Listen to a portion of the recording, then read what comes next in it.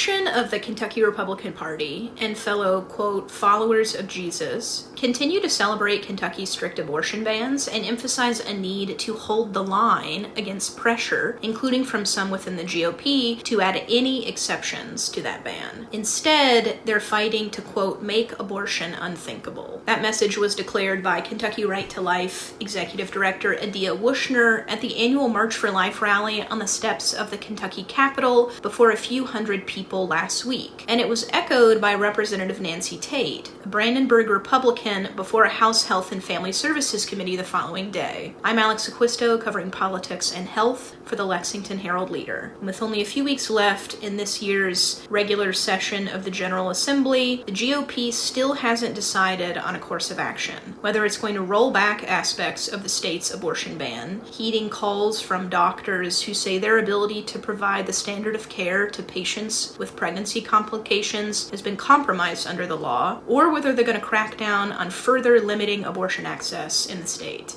Abortion has been illegal in Kentucky since July of 2022 under a trigger law and a 6-week ban, which essentially prohibits any abortion except in the case to save the life of a pregnant person. Though there's a portion of the Republican Party that has publicly said it's willing, and some have said they want to add exceptions to the ban in cases of pregnancy resulting from rape or when a pregnancy is non-viable, when I asked Republican House Speaker David Osborne about the fate of these exceptions bills, particularly one from a Republican, he said the caucus is still working to find, quote, consensus on it, and that it continues to be a part of the conversation, but that there's no resolution at this point in time. That lack of resolution, the party split, is partly because there is a contingency of the Republican Party who are louder, who continue to push back against the possibility of adding exceptions, both in the bills they're filing and in public appearances. Representative Tate's House Bill 414, for example, would push hospitals and alternative birthing centers to provide or refer women whose pregnancies are non-viable to what are known as perinatal palliative care programs instead. The stated goal would be to encourage a woman in that position to carry her non-viable pregnancy to term rather than get an abortion. The bill's language defines these palliative care programs as, quote, multidisciplinary medical, emotional, and spiritual supports intended to be alternatives to pregnancy termination. When Tate presented that same bill in committee last year, Democrats walked out in protest because they said the intention was to pressure women with doomed pregnancies to carry those pregnancies to term. Tate is a member of the legislature's pro-life caucus, one of the largest caucuses in the Kentucky General Assembly, and she has long been a proponent of, quote, life from conception to natural death. She's told me that she hopes Republicans do not add exceptions to the state's abortion ban. I'm Alex Acquisto. Thanks for watching.